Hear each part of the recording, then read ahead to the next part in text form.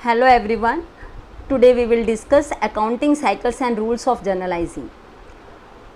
इस वीडियो को स्टार्ट करने के पहले मैं आपको बताना चाहती हूँ कि मेरा क्या मकसद है इस चैनल को स्टार्ट करने का। एक्चुअली इस चैनल के थ्रू मैं आपको जितने भी कॉमर्स से रिलेटेड सब्जेक्ट हैं, financial accounting, management accounting, cost accounting, इन सब की वीडियोज़ अपलोड करने वाली हूँ और पूरा सिलेबस कवर करने वाली हूँ। इसके अलावा हम इस चैनल में ये भी डिस्कस करेंगे कि किस प्रकार से हम अपने स्ट्रेस को कम कर सकते हैं, चाहे वो एग्ज़ाम का स्ट्रेस है या किसी भी प्रकार का कोई भी लाइफ में स्ट्रेस है, तो how to reduce the stress, that also we will discuss in coming videos. इसके अलावा मैं आपको ये भी बताने वाली हूँ कि कॉमर्स में क्या क्या और आपके करियर अवेलेबल हैं, कैसे कैसे आप क्या क्या ऑप्शंस अपने लाइफ में आप आगे चलकर अपने करियर को बना सकते हो। तो आप इसी तरीके से मेरे साथ बने रहिए। फाइनेंशियल अकाउंटिंग मैं आपको बताने वाली हूँ कि फाइनेंशियल अकाउंटिंग सिर्फ इंटरनल यूज़र्स और बिज़नेस के लिए ही ज़रूरी नहीं है, ये एक्सटर्नल के लिए भी ज़रूरी है और हमारी रोज़मर्रा की लाइफ में भी ये बहुत ज़रूरी है फाइनेंशियल अकाउंटिंग का नॉलेज। क्योंकि समझ लीजिए एक हाउस वाइफ है, वो कितने सारे एक्सपेंसेस कर रही है, मिल्क का एक्सपेंसेस है और समझ लीजिए ग्रॉसरी ले रही है वो, और बिजली का बिल है, पानी का बिल है, ये सारे एक्सपेंसेस को अगर वो एक पेज में लिख लेती है। इसके अलावा वो जितनी भी इनकम्स उसको हो रही हैं, इनकम कोई रेंट हो सकता है, कोई गिफ्ट हो सकते हैं रिलेटिव से, सैलरी है, ये सारे इनकम को वो एक पेज में रिकॉर्ड कर रहे। अगर आप इस डेट वाइज ये दोनों चीज़ें वो रिकॉर्ड कर रही है तो आपको उससे कुछ टाइम के बाद, 3 महीने के बाद या से ईयर के बाद आपको ये पता चल जाएगा कि वो कितने पैसे उसके पास हैं और कितना वो ओन करती है और कितना वो ओज करती है, कितना लोगों को देना है और कितना उसके पास है, और आगे भी आने वाले समय में बजट बनाना उसके लिए बहुत ही इजी हो जाएगा। तो इस प्रकार से एक हाउसवाइफ के लिए भी फाइनेंशियल अकाउंटिंग का नॉलेज होना ज़रूरी है। इसी तरीके से समझ लीजिए कि एम्प्लॉई है, बिजनेस टूर में जा रहा है, अगर तो उसके पास सारे एविडेंसेस हैं, रेलवे की टिकट या फ्लाइट की टिकट है, वो एविडेंस के रूप में है, या वो लॉजिंग में रह रहा है तो होटल का बिल हो सकता है, ये सारे बिल्स दिखाकर वो क्लेम कर सकता है अपने बिल को।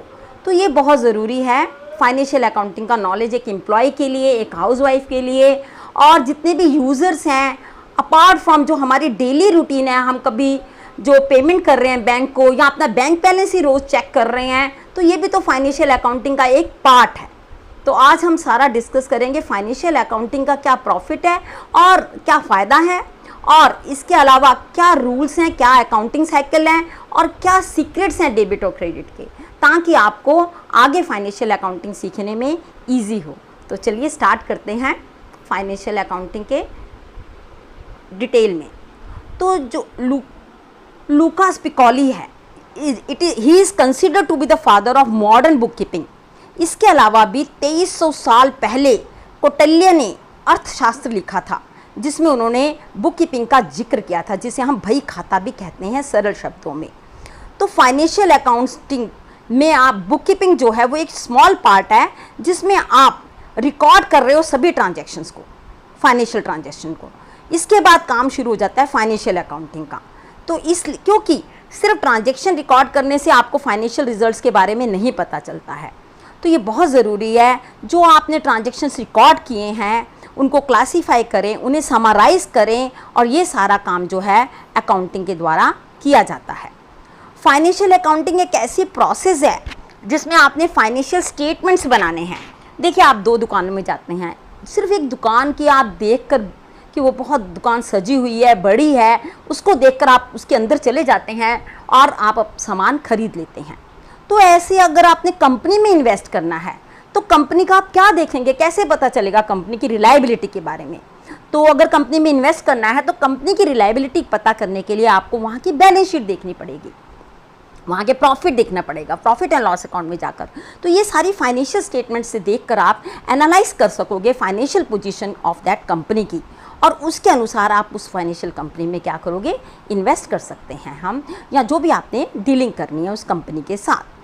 तो फाइनेंशियल अकाउंटिंग एक ऐसी प्रोसेस है जिसमें आप फाइनेंशियल स्टेटमेंट्स को प्रिपेयर कर रहे हो, जो कंपनी यूज़ करती है ताकि वो अपने फाइनेंशियल परफॉर्मेंस को दिखा सके, बता सके लोगों को जो आउटसाइड द कंपनी है।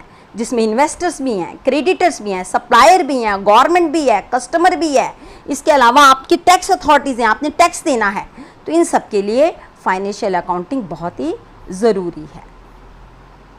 बुक कीपिंग जो है वो स्मॉल पार्ट है। बुक कीपिंग आप ट्रांजेक्शन्स रिकॉर्ड कर रहे हो, आप कलेक्ट कर रहे हो और ट्रायल बैलेंस बना रहे हो, यहाँ तक आपकी बुक कीपिंग है। और बुक कीपिंग के बाद आपका शुरू हो जाता है ट्रायल बैलेंस के बाद फाइनेंशियल स्टेटमेंट्स तैयार करना। यहाँ पर अकाउंटेंट को एक स्पेशल नॉलेज, बेसिक कॉन्सेप्ट का, बेसिक अजम्पशंस का, जितने भी ये लॉ हैं उनके बारे में नॉलेज होना ज़रूरी है, स्पेशलाइज नॉलेज, तभी वो बना सकता है आपकी फाइनेंशियल स्टेटमेंट्स। तो इस प्रकार से book keeping is very important. Book keeping is small part of accounting.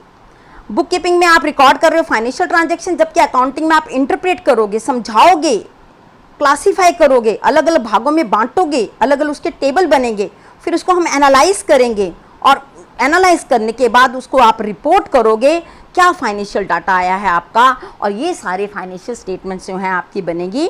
Trading account, profit and loss account, cash flow statements होंगे आपके, बैलेंस शीट होंगे, ये सारा अकाउंटिंग का काम है। बुक कीपिंग एक जूनियर क्लर्क भी कर सकता है, लेकिन अकाउंटिंग के लिए एक स्पेशलाइज नॉलेज होना अकाउंटिंग का बहुत ही ज़रूरी है और इसे सीनियर अकाउंटेंट प्रॉपर तरीके से डील करता है। इसके अलावा हम देखेंगे advantages and disadvantages of accounting. Advantages में ये है कि आप जो बिजनेस रिकॉर्ड है उसको आप मेंटेन कर रहे हो, जितना भी आपका बिजनेस है उसके जितना भी रिकॉर्ड है आपका उसको आप इसमें मेंटेन कर रहे हो।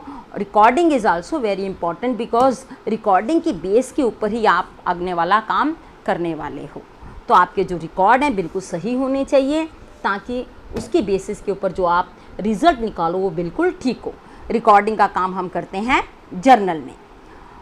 और preparation of financial statements, recording कर लिया आपने, लेजर भी बना लिए, उसके बाद आपकी फाइनेंशियल स्टेटमेंट्स उसको भी हम प्रिपेयर करते हैं अकाउंट्स में। And financial statements they are very helpful for the internal employee के लिए, मैनेजमेंट के लिए, आउटसाइडर्स के लिए, ये बहुत ही ज़रूरी है इनकी इन्फॉर्मेशन। और हम कंपेयर करेंगे रिजल्ट्स को हम कंपेयर कर सकते हैं पिछले साल से इस साल का, या हमारी अगला एक ही इंडस्ट्री में अलग अलग अगर ब्रांचेज हैं तो आप उन ब्रांचेस की बैलेंस शीट को भी आपस में कंपेयर कर सकते हो ताकि आपको ये पता चल जाए कि किस ब्रांच में से प्रॉफिट ज़्यादा आ रहा है या कौन सी ब्रांच बहुत अच्छा काम कर रही है। डिसीजन मेकिंग में जब आपको प्रॉफिट एंड लॉस के बारे में पता चलेगा तभी तो आपको पता चलेगा आपकी जो कंपनी है वो ग्रो कर रही है आगे, या अगर कोई प्रॉपर एक प्रोडक्ट है वो बहुत ही प्रॉफिटेबल है तो उस प्रोडक्ट को आपने और कैसे आगे बढ़ाना है या आपने अपनी सेल कैसे आगे बढ़ानी है, ये सारी इन्फॉर्मेशन से ही आप ये डिसीजन मेकिंग आप ले सकते हो। लीगल मैटर्स में जो कोर्ट के केसेस हैं वहाँ पर भी आपके लीगल मैटर्स में भी ये एविडेंसेस का काम करते हैं। कोई भी अगर केस आपके ऊपर हुआ है या आपने किसी के ऊपर केस किया है, आपके जो कस्टमर्स हैं वो आपको पैसा नहीं दे रहे हैं, आपने कोई केस कर दिया उनके ऊपर, तो उनके लिए भी ये बहुत ही ज़रूरी है कि आप जो है वो इस प्रकार से जो लीगल मैटर्स हैं उनको डील कर सकें। कोई भी फ्रॉड है, कोई एरर है, कोई मिस एप्रोप्रिएशन है, इन प्रकार के फ्रॉड को भी और इस प्रकार के जो इरेगुलरिटीज़ हैं उनको भी अवॉइड करती है आपके ये एविडेंस अगर आपके पास होंगे तो। प्रोवाइड करती है इंफॉर्मेशन रिलेटेड पार्टीज़ को।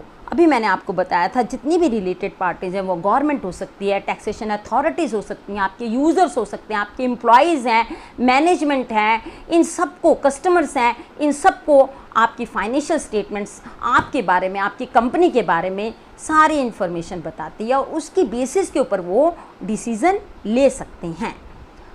इसके अलावा है आपकी help in taxation matters, GST, good service tax जो है वो भी आप इसकी बेसिस के ऊपर डील कर सकते हैं। इनकम टैक्स है वो भी आप इसी की बेसिस के ऊपर डील कर सकते हैं। वैल्यूएशन ऑफ बिजनेस, अगर आपने बिजनेस को बेचना है, कल को सेल करना है, तो आपके पास बिजनेस वैल्यूएशन करते वक्त या परचेस करना है या सेल करना है तो ये बहुत ज़रूरी है कि आपको बिजनेस की वैल्यू के बारे में पता हो और अकाउंटिंग हेल्पफुल है इस प्रकार के अमाउंट को कैलकुलेशन करने में।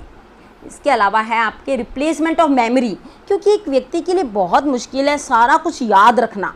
आप सब कुछ याद नहीं रख सकते हैं, because human being is having limited capacity to learn, to remember, then in that case everything should be in writing. तो अगर आपने रिकॉर्ड किया है, आपके पास प्रॉपर रिकॉर्ड है सिस्टमेटिक, तो ये आपकी मेमोरी की एक रिप्लेसमेंट है और आपको लंबे समय तक आपकी हेल्प करने वाली है।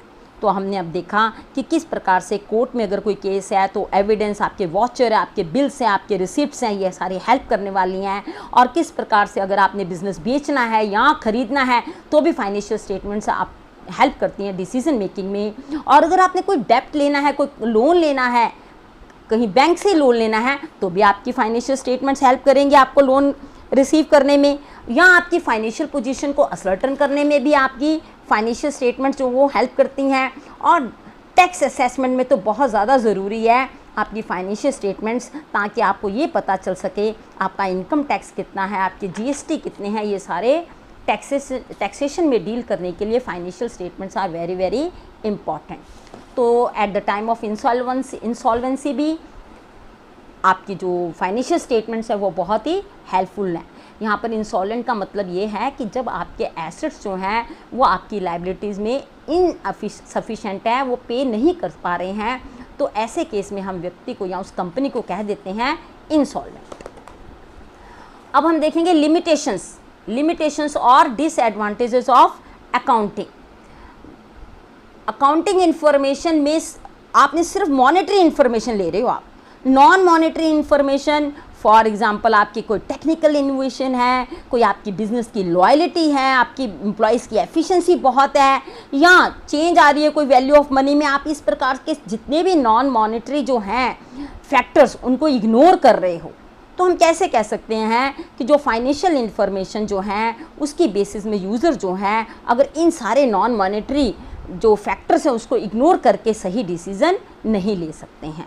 तो इन फैक्टर्स को भी ध्यान में लेना चाहिए जब आप फाइनेंशियल स्टेटमेंट को एनालाइज कर रहे हैं।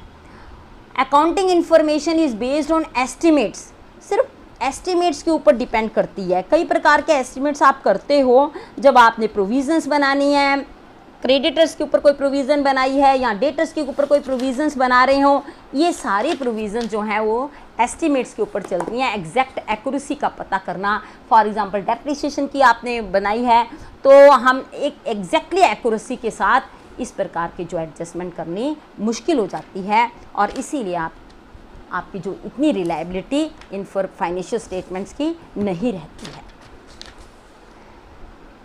Recording of fix asset at the original cost only, आपने अपने जो, क्योंकि ऑब्जेक्टिव कॉन्सेप्ट आपको कह रहा है कि आपने सिर्फ और सिर्फ अपने सारे जो एसेट्स हैं उनको उस आपकी जो कॉस्ट प्राइस है उसी के ऊपर रिकॉर्ड करना है।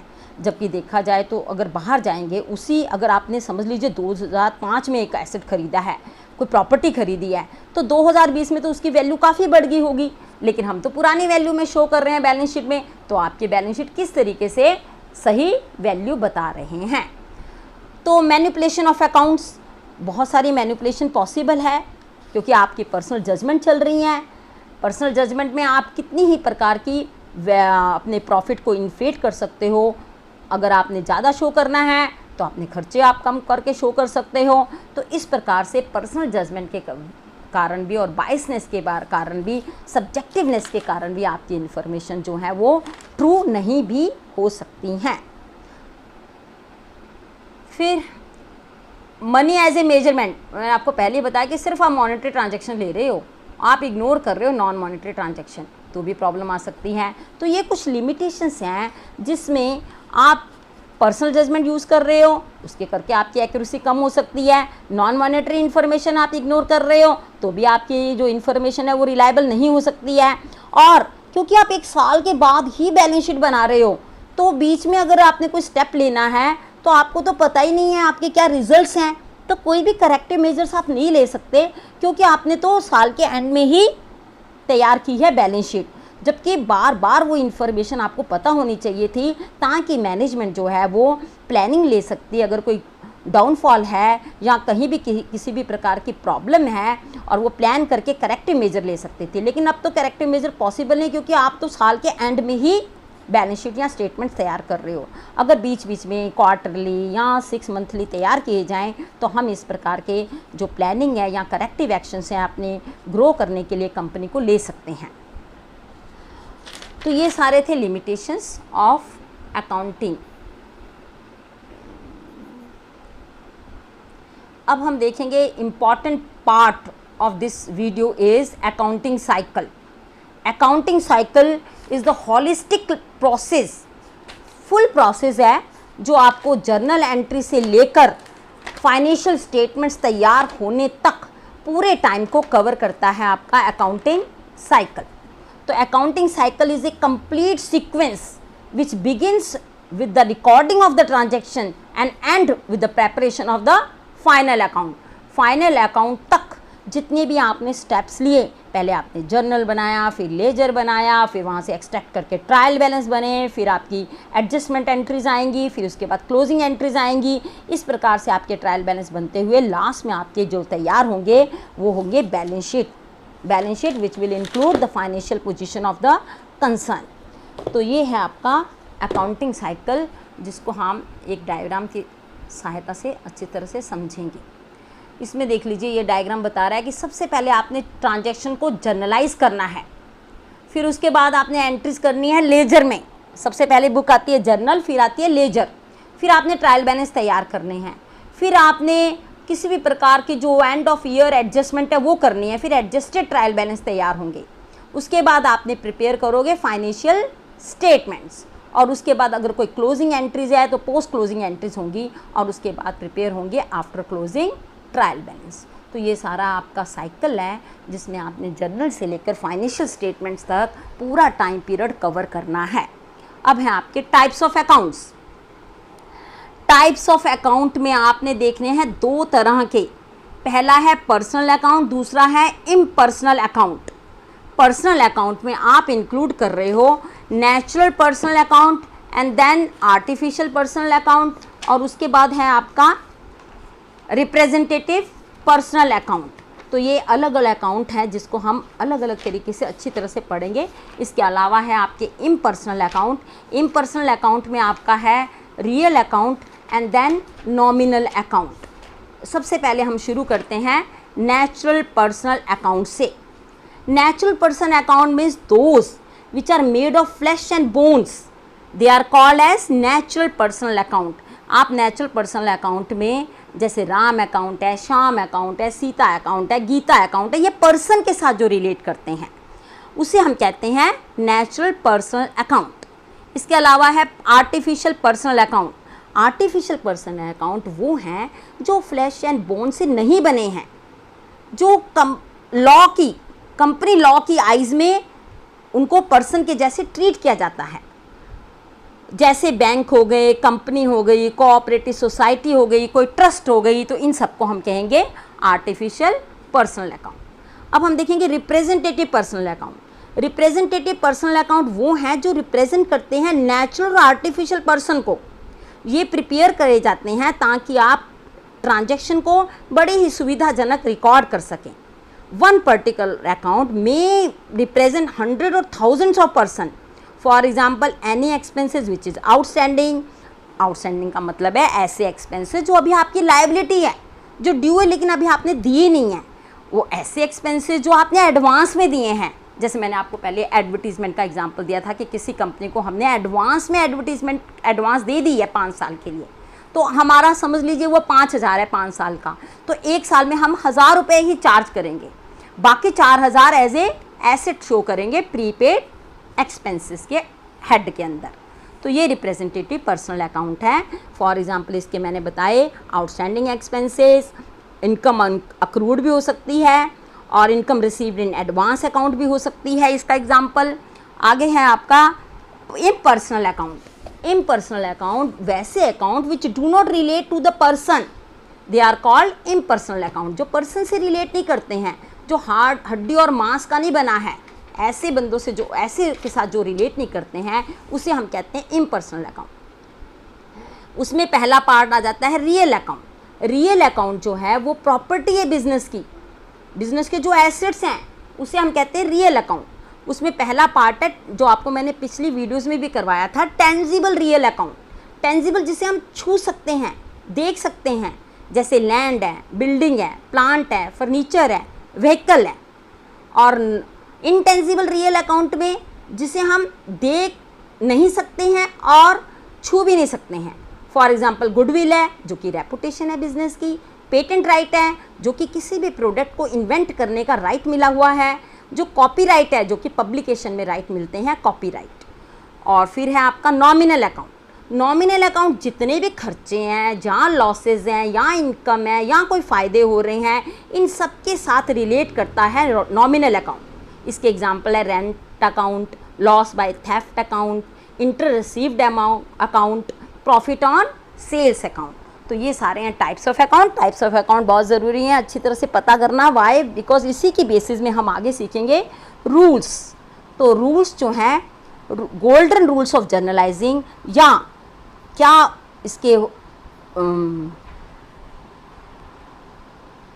जर्नलाइजिंग करने के लिए कौन से इम्पॉर्टेंट गोल्डन रूल्स हैं या क्या है secret of debit and credit, इस स्लाइड में हम ध्यान से सीखेंगे।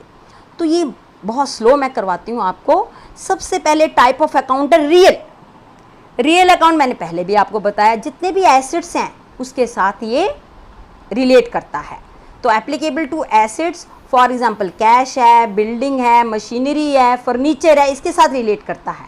और इसका जो रूल है वो है debit what comes in and credit what goes out. ये आपने देख लिया कि समझ लीजिए राम ने बिजनेस में कैश लाया है 20,000 रुपये, तो 20,000 रुपये कैश आया है तो इसको हम डेबिट करेंगे। अब हर रूल जो है दूसरे रूल के साथ रिलेट करता हुआ ही जर्नल एंट्री को कंप्लीट करेगा। मैं आपको आगे बताती हूँ। अभी आप ये एग्जाम्पल दिमाग में रखिए, जो पहले एग्जाम्पल हमने शुरू से किया था, राम इन्वेस्टेड और Ram started his business with cash ₹20,000। इस एग्जाम्पल को लेकर ये मैं आपको सारे रूल बताऊंगी। तो पहला रूल है, जब भी कोई चीज़ आती है बिजनेस में तो उसको हम डेबिट करेंगे जी, और जब भी कोई चीज़ बाहर जा रही है तो हम उसे क्या करेंगे, क्रेडिट करेंगे। अगर बिल्डिंग खरीदी तो बिल्डिंग को डेबिट कर दीजिए, बिल्डिंग बेची है, बिल्डिंग जा रही है तो उसको क्रेडिट कर दीजिए। दूसरा टाइप ऑफ अकाउंट है पर्सनल अकाउंट।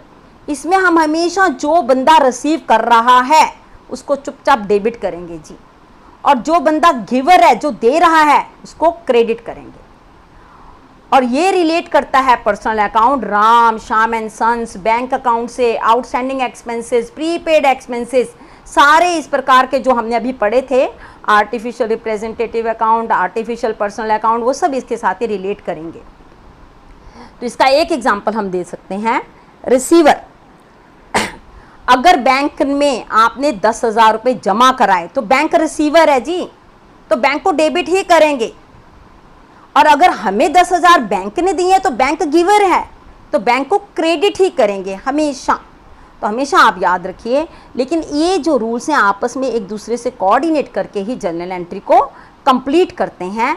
ये हम आगे वाली जो वीडियो है उसमें सारे जर्नल एंट्री करेंगे, एग्जाम्पल सॉल्व करेंगे, तो और अच्छी तरह से ये आपके रिपीट हो जाएंगे। नॉमिनल अकाउंट, नॉमिनल अकाउंट सारे एक्सपेंसेस, लॉसेस, इनकम, गेन्स सबके साथ रिलेट करता है। जैसे वेजेस हैं, सैलरीज है, कमीशन रिसीव्ड है, कोई भी इनकम रिसीव्ड है, रेंट रिसीव्ड है, इन सब के साथ रिलेट करेगा नॉमिनल अकाउंट का रूल। तो जब भी आपके एक्सपेंसेस हुए हैं या लॉसेज हुए हैं उसको हमेशा आपने डेबिट करना, इतना याद रखना आपने। और जब भी जो इनकम या गेन्स हुए हैं उसको हमेशा क्रेडिट करना है। इसका एग्जांपल मैं बताती हूँ। वेजेस पेड, आपने वेजेस पे किए 500 रुपये, आपके पास से कैश गया है तो वो पहला वाला रूल भी आएगा इसमें, कैश रियल अकाउंट वाला भी और नॉमिनल वाला भी। वेजेस क्या है, नॉमिनल अकाउंट का पार्ट है, नॉमिनल अकाउंट का टाइप है। तो वेजेस को हम क्योंकि खर्चा हुआ है इसलिए डेबिट करेंगे, और कैश हमारा गया है रियल अकाउंट में, जब कैश जाता है तो उसको क्रेडिट करेंगे। तो यहाँ पर भी wages account debit to cash होगा। इन जर्नल एंट्रीज को तो हम आगे जाकर जर्नल में अच्छी तरह से सीखेंगे। ये एक रूल्स थे जो आपके माइंड में सेट होने ज़रूरी हैं ताकि हम जर्नल एंट्री आगे अच्छी तरह से कर सकें। अब हम देखेंगे जर्नल क्या है। जर्नल और a book of original entry is the place where journal entries are recorded before they are posted to the ledger account। Journal एक ऐसी बुक है जिसमें हम ओरिजिनल एंट्रीज को इसमें हम डाल रहे हैं। जर्नल एक ऐसी बुक है जिसमें हम जर्नल एंट्री के थ्रू में सारे ट्रांजैक्शंस को क्या कर रहे हैं, रिकॉर्ड कर रहे हैं in chronological order, date wise, proper systematic way के साथ। तभी तो हम कहते हैं book keeping is an art of recording business transaction in chronological order and in systematic way. Systematic way में बुक कीपिंग में हम जर्नल में जितने भी ट्रांजैक्शन होते हैं उसे रिकॉर्ड करते हैं। पहले ये जब आपने रिकॉर्ड करना है तो जो आपके पास वॉचर हैं, चेक बुक हैं, पासबुक है, उन सभी को एविडेंसेस बेस रखकर वॉचर्स को, कैश मेमोज को, बिल्स को, इनवॉइसेस को, फिर आपने जर्नल में आपने सारे डेट वाइज ट्रांजैक्शन जो है वो रिकॉर्ड करने हैं on the basis of rules जो हमने पिछली स्लाइड में देखे हैं। तो ये journal is a record of all the transaction A company has recorded. Journal एक ऐसी बुक है जिसमें हर प्रकार के ट्रांजैक्शन को रिकॉर्ड किया जाता है। It is the book in which transactions are recorded on the basis of double entry system. Double entry system में मैंने आपको बताया था all transaction has two sides, one is debit and another is credit. तो dual entry concept हमने किया था पहले, तो आपको तब मैंने बताया था कि हर ट्रांजैक्शन की दो साइड हैं, डेबिट एंड क्रेडिट। तो ये जर्नल तो होगी बुक जिसमें हमने जर्नल एंट्री रिकॉर्ड की। जो प्रोसेस है रिकॉर्डिंग की, जब आप ट्रांजैक्शन को रिकॉर्ड कर रहे हो, जर्नल एंट्री पास कर रहे हो, इस प्रोसेस को हम कहते हैं जर्नलाइजिंग। जर्नलाइजिंग करते वक्त हमने सारे रूल्स जो है वो फॉलो करते हुए जर्नल जो एक बुक है उसमें रिकॉर्ड करने, उसकी प्रॉपर फॉर्मेट है। तो journal is separate entry is recorded for each transaction. For this purpose, a transaction is analyzed to determine which account is to be debited and which account is to be credited. ये है journal की format. इसमें सबसे पहले date, then particulars, voucher number, ledger folio, debit, credit, ये सारे columns आएंगे। तो समझ लीजिए अगर राम स्टार्ट करता है business with cash ₹20,000 on 1st 4/20, then in that case we will write date in first column and the entry will be cash because cash is coming in the business। तो जब cash business में आता है तो real account का जो formula है, cash is a real account, cash is an asset, तो इसका जो फॉर्मूला है या इसका जो रूल है, रूल जो है आपका डेबिट व्हाट कम्स इन वो अप्लाई होएगा कैश अकाउंट के लिए। और Ram capital account means Ram personal account है और credit the giver, debit the receiver and credit the giver. यहाँ पर ये गिवर है राम, तो राम गिवर है इसलिए हम गिवर को क्या करते हैं हमेशा पर्सनल अकाउंट में क्रेडिट। तो राम जो है वो उसका अकाउंट जो है राम कैपिटल अकाउंट वो क्रेडिट होगा और जिसको हम क्रेडिट करते हैं उसके आगे हम टू लगाते हैं और जिसे हम डेबिट करते हैं उसके आगे DR लगाते हैं। तो cash account debit to Ram's capital account. इसके अलावा नरेशन होते हैं जो कि आपको जर्नल एंट्री के बाद पास करने होते हैं।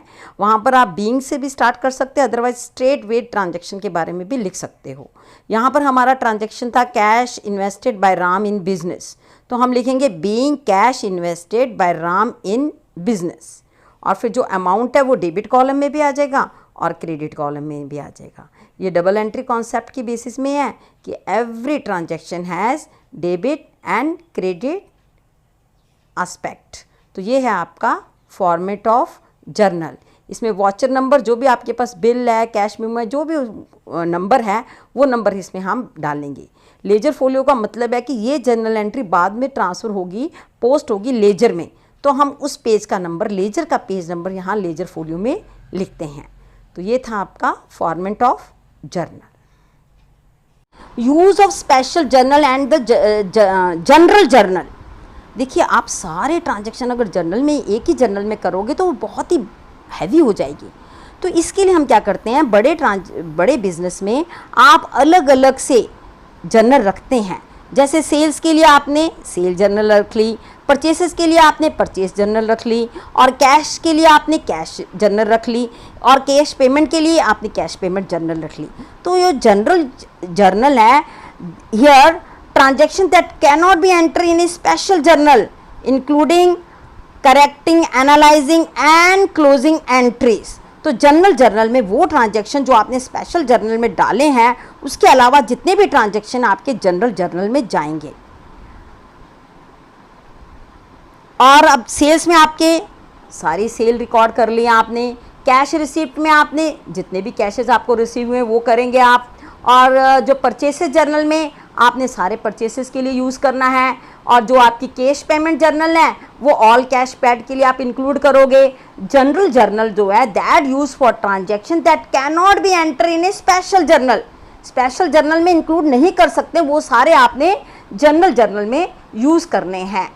तो ये सारा था आपका जर्नल के बारे में, स्पेशल जर्नल के बारे में, और जो किस प्रकार की टाइप आपने स्पेशल जर्नल के लिए यूज़ करनी है that will depend largely on the type of transaction जो बार बार बिजनेस एंटरप्राइज में हो रही हैं।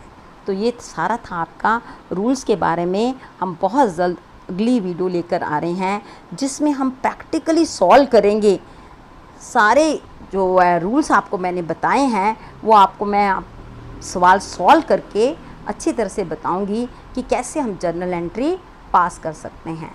तो अगर आपको ये मेरी वीडियो कुछ भी हेल्पफुल होती है तो आप इसे लाइक कीजिए, कमेंट कीजिए, सब्सक्राइब कीजिए मेरे चैनल को, और ताकि मैं आपको पास और बेहतरीन वीडियोस लाती रहूं।